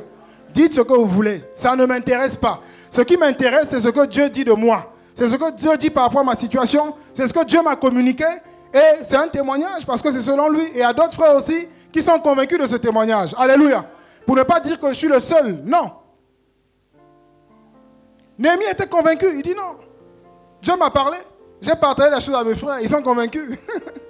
Maintenant, vous venez vous raconter des histoires. Non, ça ne marche pas comme ça. La fermeté. Deuxième chose, lorsqu'on prend le chapitre 3.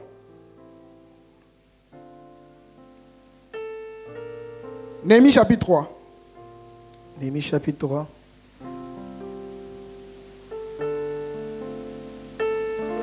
Le verset 1. Ouais. Néhémie 3, verset 1. Eliashib, le souverain sacrificateur, s'élevait avec ses frères les sacrificateurs et il bâtit la porte des brebis.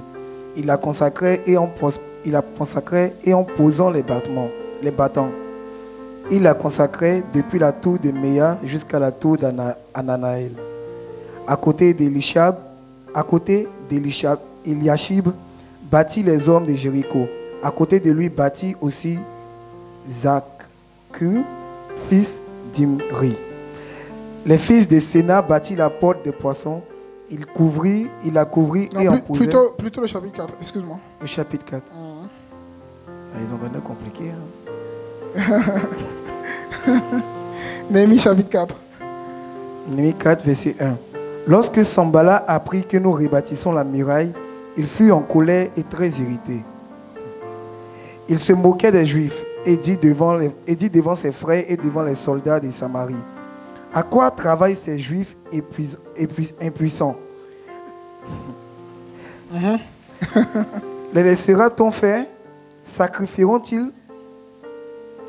Vont-ils achever? Redonnons-ils vie à des pierres ensevelies sous des monceaux de poussière et consumées par le feu? Tobija l'ammonite était à côté de lui et il dit qu'il bâtisse seulement. Si un renard s'élance, il renversera les murailles de pierre. Écoute, ô notre Dieu, comme nous sommes méprisés, fais retomber les insultes sur les têtes et livre-les au pillage sur une terre où ils soient captifs. Ne pardonne pas les iniquités et que leurs péchés ne soient pas effacés de devant toi, car ils ont offensé ceux qui bâtissent. Jusqu'au verset 7. Hein.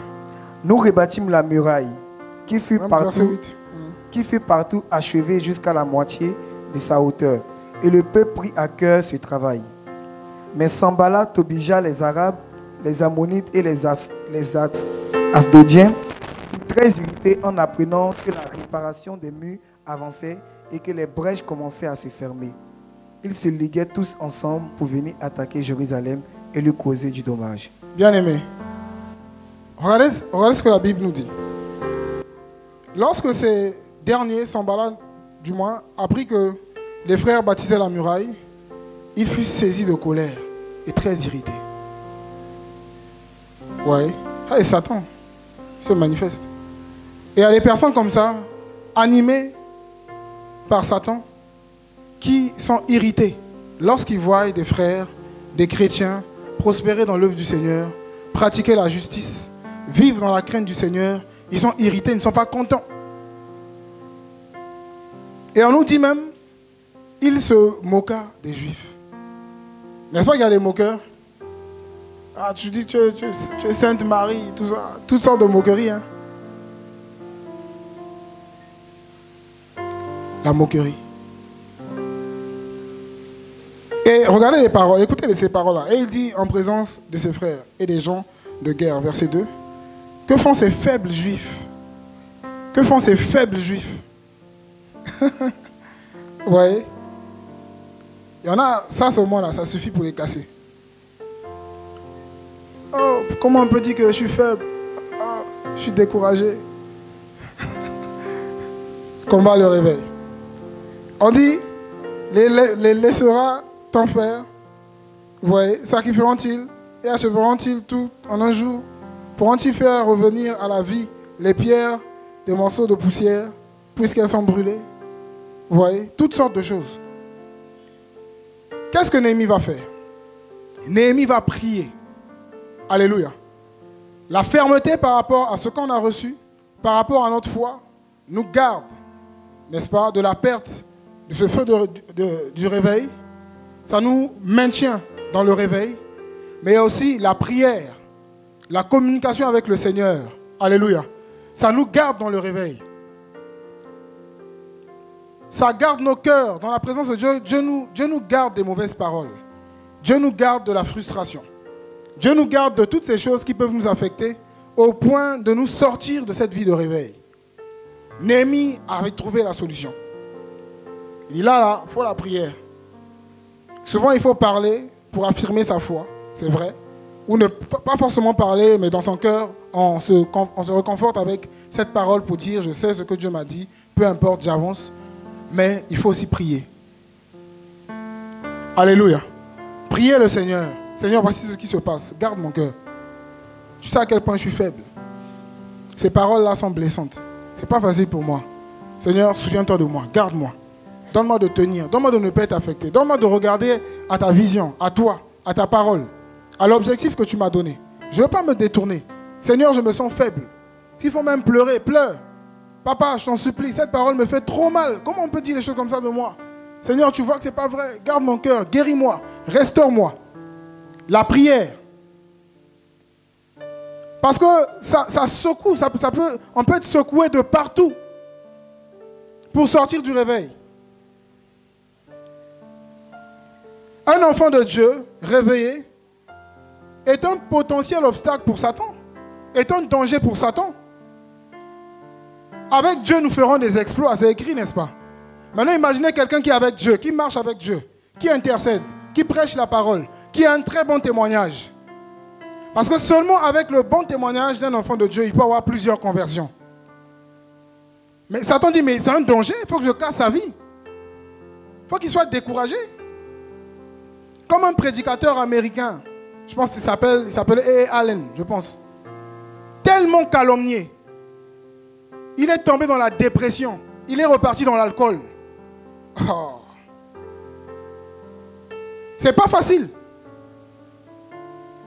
Des calomnies sur lui, mais quand il avait tellement été affecté, il n'avait pas eu le réflexe d'aller se ressourcer dans le Seigneur. Il a été affecté. Je vous assure.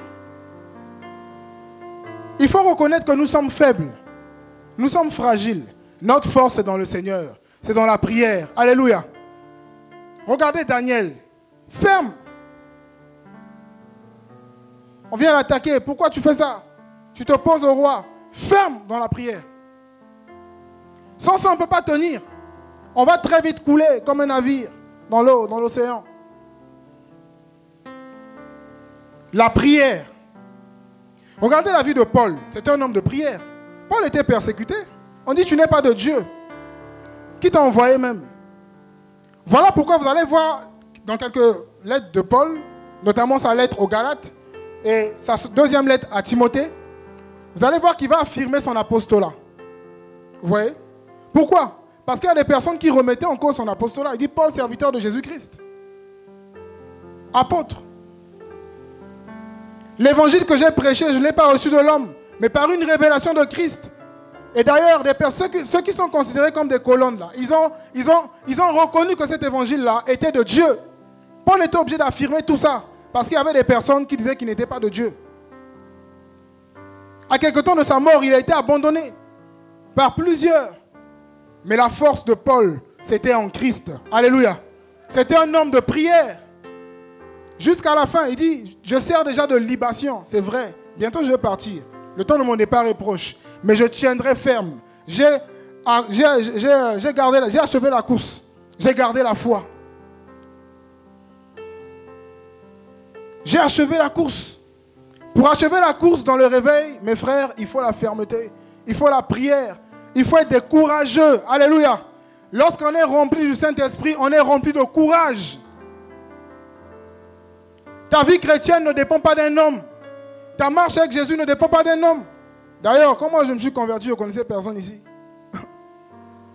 Je pense pour la plupart aussi. C'est en Christ que nous sommes connus. Tous ceux qui sont à l'extérieur, ici et là. Le jour de l'enlèvement, là, ce sera chacun avec le Seigneur. Alléluia. L'église de Jésus est une église de réveil. Vous savez pourquoi? Ecclésia. Ecclésia, c'est quoi? C'est assemblée, non? Mais dans Ecclésia, il y a Ek et Ecclésis. Ek, c'est ordre. Ecclésis, c'est appel. Donc nous avons écouté la voix de Dieu. Alléluia. Nous avons reçu un appel. C'est une assemblée d'hommes et femmes qui ont reçu un appel, qui ont reçu le feu, qui ont reçu une parole, qui les a réveillés, qui les a éclairés sur leur état, et ils sont sortis du péché pour suivre Jésus. Alléluia. Nous sommes nés dans le réveil. L'église de Christ est une église de réveil. L'église de réveil, ce n'est pas les rassemblements. On dit non, nous sommes... Non. C'est des personnes qui ont reçu un appel, qui ont reçu une parole, qui ont répondu à cet appel. L'appel à la sainteté, l'appel à la repentance, l'appel au renoncement. Ils ont écouté ça, ils ont reçu ça, se sont séparés et ont suivi Jésus. Ont reçu l'esprit du réveil, le Saint-Esprit. Alléluia.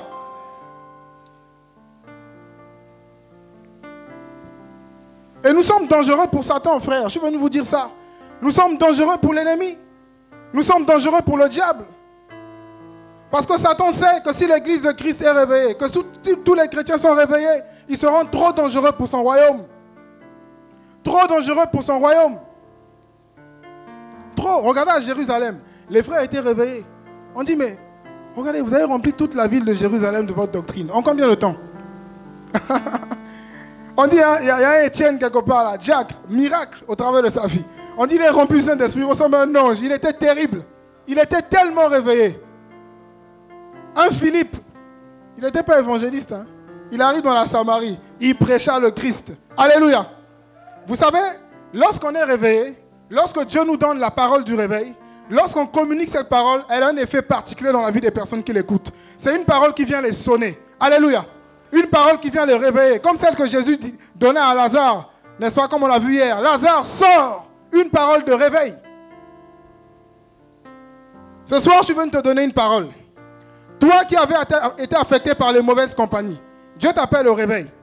Toi qui avais été découragé. Toi à qui Dieu avait donné une mission. Toi à qui Dieu avait donné des directives. Et qui t'est laissé emporter par le découragement. Ce soir, Dieu va réveiller toutes ces paroles. La voix de celui qui crie va retentir encore. Va retentir encore. Et va retentir encore.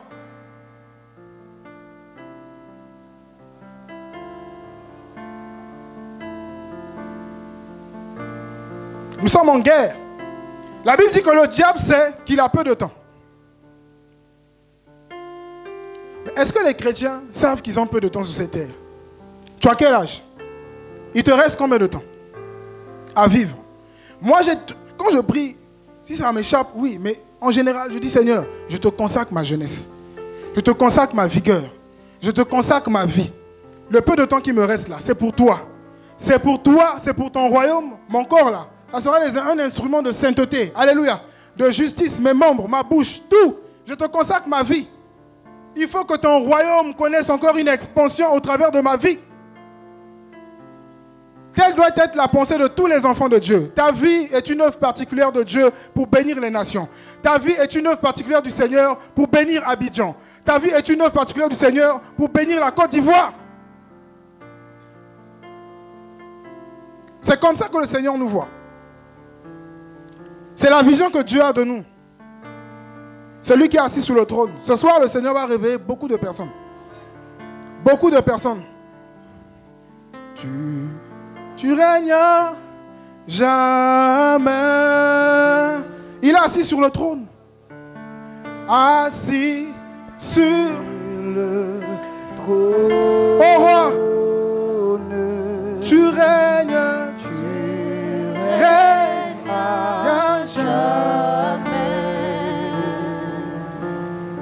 Oh, assis sur le trône. Oh Yahweh, le Seigneur restaure des paroles dans les vies ici. Règne jamais.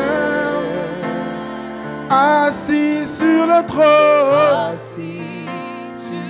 Oh Ndalabase, Andabaseka, Brossay, Andabase. Tu règnes.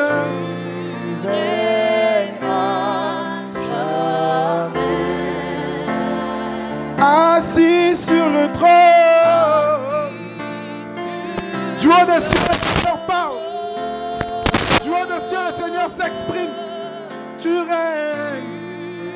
Assis sur le trône. Il est assis.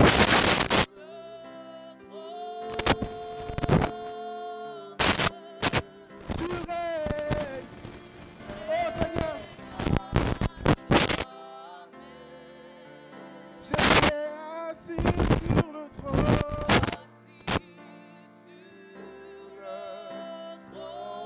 Seigneur, tu es assis sur le trône. Tu règnes.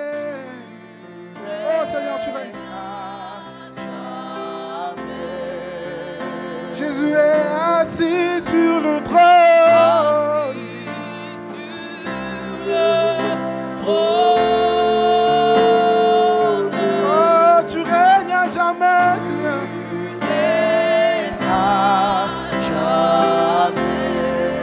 Mon Mon Jésus est assis sur le trône.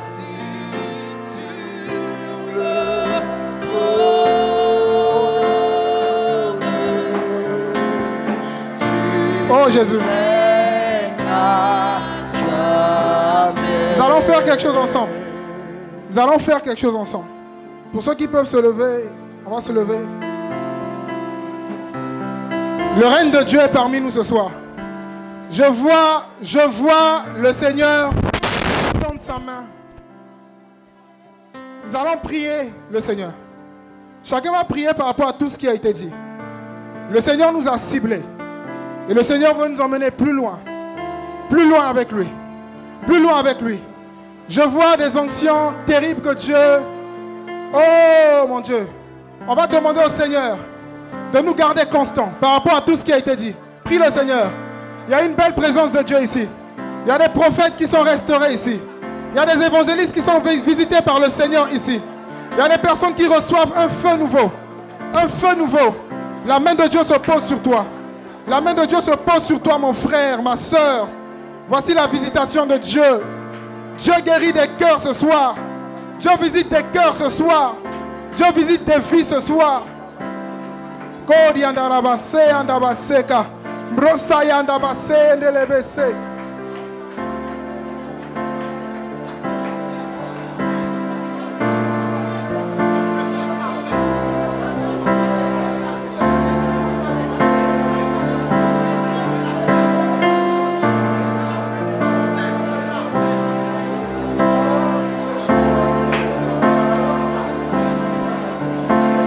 Dieu te restaure. La main de Dieu te restaure ce soir, mon frère. La main de Dieu te restaure ce soir, ma soeur. Voici sa parole pour toi. Voici le feu du réveil pour toi. Voici la gloire de Dieu pour toi. Oh, la gloire de Jésus. Oh, la gloire de Jésus. Oh, la gloire de Jésus. Trône. Du haut de ton trône, Seigneur, tu agis. Du haut de ton trône, Seigneur, tu agis. Du haut de ton trône, Seigneur. Toutes ces paroles, Seigneur. Toutes ces choses qui avaient étouffé le réveil. Oh Dieu, merci de restaurer ta parole. Merci de restaurer ta parole, Seigneur. De restaurer le feu. De restaurer le feu.